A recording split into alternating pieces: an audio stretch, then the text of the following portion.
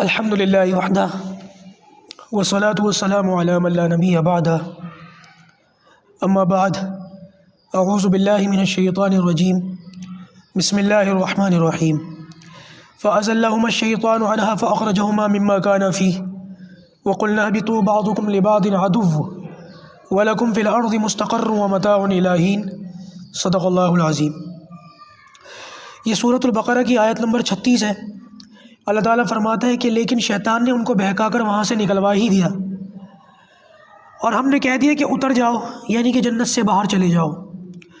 بعضکم لبعض عدو، تم ایک دوسرے کے دشمن ہوگے۔ وَلَكُمْ فِي الْأَرْضِ مُسْتَقَرٌّ وَمَتَاعٌ إِلَىٰ حِينٍ، اور ایک مقرر وقت تک تمہارے لیے زمین میں ٹھہرنا اور فائدہ اٹھانا ہے۔ مکمل واقعہ آپ لوگوں کے سامنے مختصراً کل میں نے عرض کیا تھا۔ یہاں یہ بات یاد رکھیں، اللہ تعالیٰ نے جو لفظ استعمال کیا ہے وہ یہ کہ ان سے لغزش ہو گئی، شیطان نے ان سے لغزش کروا دی۔ اذلال، یہاں پر ازلہ کا لفظ آ رہا ہے، ازلہ اذلال سے بنا یہ لفظ۔ اذلال کہتے ہیں کسی سے لغزش کا ہو جانا، غلطی کرنے کا ارادہ نہیں تھا لیکن غلطی کیا ہو گئی، صادر ہو گئی۔ غلطی نہیں کرنا چاہ رہے تھے لیکن غلطی پھر بھی ہو گئی۔ ایسا تو صرف فرشتوں سے ہو سکتا ہے کہ ان سے غلطی ہی نہ ہو۔ اللہ تعالیٰ نے ان کو ایسے بنایا جیسے دنیا کے اندر روبوٹ ہوتے ہیں نا، ان کا اندر جیسا پروگرام لگا دو، فیڈ کر دو، پھر وہ اسی کے مطابق چلتے ہیں، اس سے دائیں بائیں نہیں ہو سکتے۔ انسان کا مسئلہ ذرا دوسرا ہے، اس سے غلطی ہو سکتی ہے لیکن یہ یاد رکھیے گا میرے بھائی کہ غلطی اور ہوتی ہے، گناہ اور ہوتا ہے۔ کسی کام کو جان بوجھ کر کے غلط سمجھتے ہوئے بھی کرنا اور کرنے کے بعد پھر اس پر ڈٹ جانا، ڈھیٹ بن جانا، یہ گناہ ہے۔ اور لغزش میں اور گناہ میں فرق ہوتا ہے۔ شیطان نے اللہ تعالیٰ کی بات نہ مانی، سجدہ نہیں کیا، یہ گناہ تھا کیونکہ وہ اپنے گناہ پر ڈٹ گیا۔ آدم علیہ السلام نے منع کرنے کے باوجود درخت کھا لیا، یہ ان کی لغزش تھی، خطا تھی، وہ اس پر ڈٹے نہیں، دلائل نہیں دیے بلکہ شرمندگی کا اظہار کیا۔ دوسری بات اللہ تعالیٰ نے یہاں پر اس بات کے یہ الفاظ بتا رہے ہیں، شیطان نے ان کو بہکا دیا۔ اس سے پتہ چل رہا ہے کہ آدم علیہ السلام کی اپنی غلطی نہیں تھی، اللہ تعالیٰ نے کہہ دیا تھا اس درخت کے قریب مت جانا اور وہ جا بھی نہیں رہے تھے۔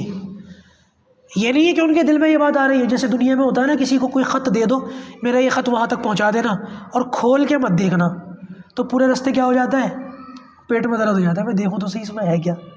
آدم علیہ السلام کا معاملہ ایسا نہیں تھا، وہ تو شیطان نے ان کو ورغلا دیا۔ یہاں ایک سوال پیدا ہوتا ہے کہ جب سجدے سے انکار کرنے کے بعد شیطان کو اللہ تعالیٰ نے جنت سے نکال دیا تھا اور وہاں سے ہٹا دیا تھا، تو پھر یہ دوبارہ جنت میں آ کے ان کو وسوسہ کیسے دے گیا؟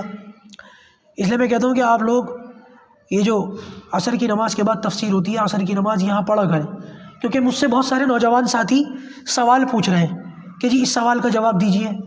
جیسے کچھ ساتھیوں نے، کم سے کم 6 یا 7 ساتھیوں نے مجھ سے پوچھا کہ جب سجدے کا حکم شیطان کو نہیں تھا، سجدے کا حکم فرشتوں کو تھا، تو شیطان نے انکار کیسے کر دیا؟ شیطان تو فرشتہ نہیں ہے۔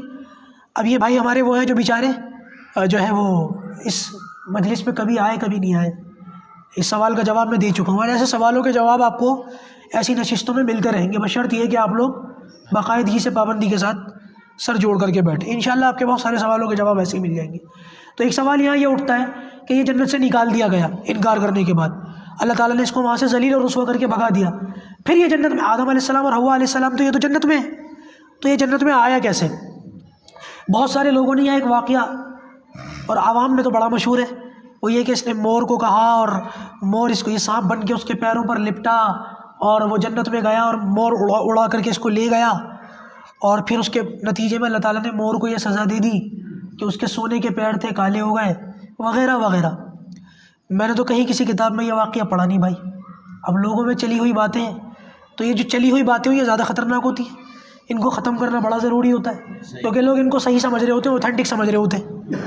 اور میں نے جیسے کہا کہ بعض لوگ ہمیں ہی تفسیر کر کے سنا جاتے ہیں، وہ ایسی باتیں ہوتی ہیں جو ہمیں بعض مرتبہ بتا دی جاتی ہیں۔ تو عرض یہ کر رہا تھا کہ شیطان جو تھا، اللہ تعالیٰ نے اس کے بارے میں یہ کہا تھا کہ تو جنت سے نکل جا۔ بہت سے علماء نے اس کا یہ جواب دیا ہے کہ ایک تو یہ وجہ ہو سکتی ہے کہ شیطان کو اللہ تعالیٰ نے جنت سے نکالا تھا، آسمانوں سے نہیں نکالا تھا۔ آسمانوں میں وہ پھر بھی رہتا تھا، نکلا صرف جنت سے تھا، اور اس نے آدم علیہ السلام کو ایک طاقت اللہ تعالیٰ نے جنات کو دی ہے، وہ یہ کہ یہ وسوسہ ڈال سکتے ہیں، شیطان کو یہ طاقت دی ہے، یہ وسوسہ ڈال سکتے ہیں۔ اور آدم علیہ السلام کو اس نے وسوسہ ہی ڈالا تھا دور سے، جنت میں نہیں گیا، اس کو یہ طاقت حاصل ہے کہ یہ باہر رہ کر دل میں وسوسہ. اب ہمارے یہاں کیا ہوتا ہے، نماز کا ٹائم ہے، اذان ہو گئی، پڑھنے کی طاقت بھی ہے، فری بھی ہے، لیکن نہیں جاتے. کوئی شیطان آ کے ہاتھ پکڑتا ہے، یہ شیطان آ کے ہمیں پیچھے سے دبوچ لیتا ہے کہ نہیں جانے دوں گا، مجھے اندر سے وسوسہ آ رہا ہوتا ہے، پھر پڑھ لوں گا، میں تو ناپاک ہوں، وغیرہ وغیرہ.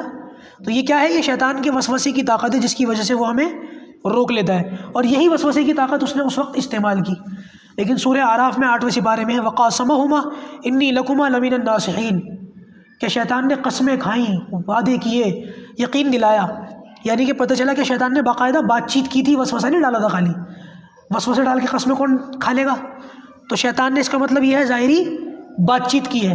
تو اس کا مطلب یہ بات چیت کرنے کے لیے بندہ سامنے ہونا ضروری ہے. ویڈیو کال تو تھی نہیں اس ٹائم پہ. تو علماء نے اس کا یہ جواب دیا ہے کہ شیطان کو ایک طاقت اور حاصل ہے، اور یہ صرف شیطان کو نہیں، جناتوں کو بھی حاصل ہے. وہ یہ کہ جنات انسانوں کی شکل بھی بنا سکتے ہیں، اور دنیا کی دوسری بے جان چیزوں کی، درختوں کی، پتھروں کی شکلیں بھی بنا سکتے ہیں. اور یہ کسی اور شکل میں، درخت پتھر کی شکل میں جنت میں کسی طریقے سے پہنچ گیا، اور اس نے اسی شکل میں آدم علیہ السلام سے بات کی. دوسرا جواب علماء نے یہ دیا کہ نہیں، کسی جانور کی شکل میں، سانپ وغیرہ کی شکل میں پہنچا. لیکن مور والا واقعہ ابھی بھی نہیں ملا مجھے کہیں. اس کے سانپ بن کر پہنچنے کا تو واقعہ ہے، تذکرہ ہے، لیکن سانپ کے، مور کے ذریعے سے پہنچا، یہ کوئی واقعہ نہیں ملا مجھے. یہ سانپ بن کے پہنچا، کسی اور شکل میں پہنچا.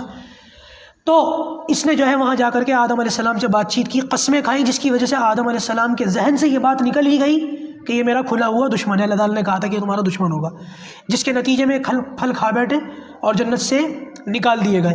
جب جنت سے نکال دیے گئے تو اللہ تعالیٰ نے فرمایا کہ ان کا، یہ اللہ تعالیٰ کے پہلے سے علم میں تھا، حکم تھا اللہ تعالیٰ کا کہ جنت سے نکالے جائیں گے، لیکن ان کو جنت سے نکالنے کا ذریعہ کون بنا؟ شیطان بنا. اللہ تعالیٰ فرما رہا ہے وَقُلْنَا اهْبِطُوا بَعْضُكُمْ لِبَعْضٍ عَدُوٌّ، یہاں سے اتر جاؤ، یہاں سے نکل جاؤ، تم ایک دوسرے کے دشمن ہوگے. یہاں پہ بھی دو باتیں آ گئیں. ایک تو یہ کہ جیسے میں نے پہلے کہا کہ شیطان جنت سے نکلا تھا، آسمانوں سے نہیں نکلا تھا، اور جب اللہ تعالیٰ نے کہا نا اتر جاؤ زمین کی طرف، تو اب یہاں پر آدم اور حوا اور شیطان تینوں کو زمین کی طرف اب اتارا جا رہا ہے. زمین پر تینوں ایک ساتھ اترے تھے. تو علماء نے یہ فرمایا کہ یہ جو کہا گیا کہ ایک دوسرے کے دشمن ہو گئے، تو یہ کہا گیا ہے کہ شیطان اور انسان ایک دوسرے کے کیا ہیں؟ دشمن ہوں گے. دوسری بات علماء نے یہ فرمائی کہ نہیں، شیطان تو پہلے ہی اتر چکا تھا، آدم اور حوا کو اتارا جا رہا ہے، اور ان سے کہا جا رہا ہے کہ تم ایک دوسرے کے دشمن ہو گئے. یعنی کہ اشارہ اس طرف ہے کہ تمہاری اولاد آپس میں ایک دوسرے کی دشمن ہوں گے انسان، لیکن ایک دوسرے کے دشمن ہوں گے. اور یہ بھی ماں باپ کے لیے دکھ اور تکلیف کا سبب ہوتی ہے کہ ایک گھر میں رہنے والے بھائی بہن اگر آپس میں ایک دوسرے سے نفرتی اور دشمنی کا جو ہے بغض کا اظہار کریں، تو پھر ماں باپ کو بظاہر صحت و تندرستی اور دنیا کے سارے معاملات ہونے کے باوجود بھی سکون نہیں ہوتا. تو یہ دوسری بات ہے. وَلَكُمْ فِي الْأَرْضِ مُسْتَقَرٌّ وَمَتَاعٌ إِلَىٰ حِينٍ، اور ایک مقرر وقت تک تمہارے لیے زمین میں ٹھہرنا اور فائدہ اٹھانا ہے. اس سے پتہ چلا کہ زمین میں بھی ہم لوگ ہمیشہ نہیں رہیں گے. ایک نہ ایک دن جیسے جنت سے کچھ وقت کے لیے نکالے گئے، پھر ایک نہ ایک دن اس زمین سے بھی کچھ نہ کچھ، کسی نہ کسی دن، ایک نہ ایک دن نکال دیے جائیں گے.